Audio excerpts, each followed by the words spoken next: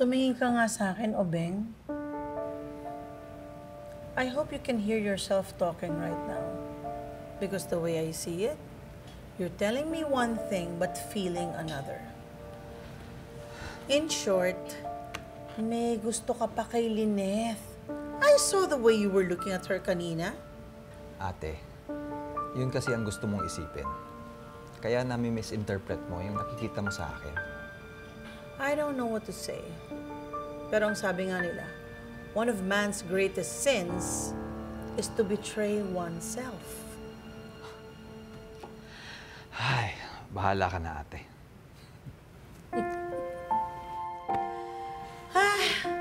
Mag-order na nga tayo ng dessert. Lynette, salamat ha. Okay na tayo? Ayan, dapat nakangiti ka kasi kanina ka pa nakasimangot. Teka, pwede ba humingi ng favor? Oo naman. Ano yun? Pwede ba bago tayo bumalik sa Eastridge, bumili tayo ng dessert? Dessert? Tara na. Balik ka na. Ano kayang dessert natin? Ano kaya tayo? Ano?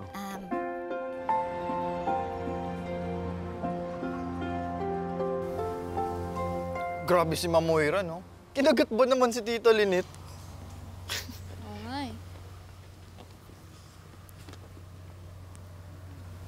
Para tayong namatay ng pasyente, Dok, ha? Ayos ka na?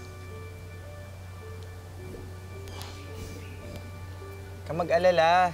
Hindi ko naman chichismis yung ikikwento mo, eh. Pero, kung ayaw mo na may kwento, okay lang din. Hindi. Niisip ko lang kasi yung sitwasyon namin ni Nanay. Ano kaya mangyayari sa amin no, kapag kinasala siya kay Doc Carlos? Sitwasyon? Anong sitwasyon? Hindi, kasi... Siyempre, kapag kinasala si Nanay, magkakaroon na siya ng bago niyang pamilya.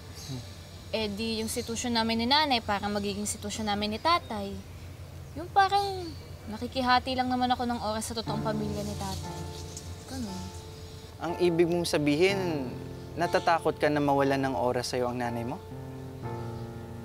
Medyo. Ano ka ba, Annalyn? Mahal na mahal ka ni Tita Lynette, no? Tsaka kahit mag-asawa man siya, sigurado ako, hindi mawawalan ng oras sa'yo yun.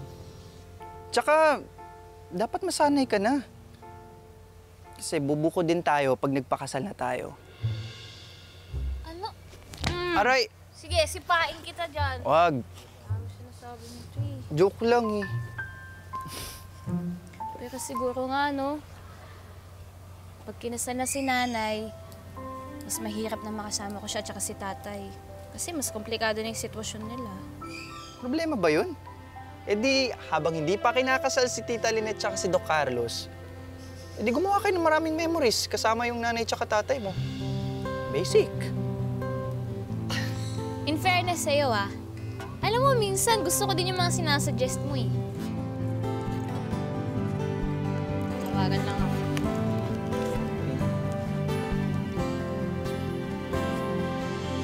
Hello, Annalyn. Hello po, Doc. Ba't napatawag ka? May emergency ba? Wala po, Doc. May sasabihin lang po ako sa'yo. Ano yun? May gagawin po kasi sana kami today ni Nanay. Eh, may lakad po ba kayo? Today? Wala naman. At talaga po, pwede po bang mahiram ko po muna si Nanay today? Oo naman. Pero ano bang lakad nyo? Thank you po, Doc. Sige po, bye-bye. Thank you po. Hello? Annalyn?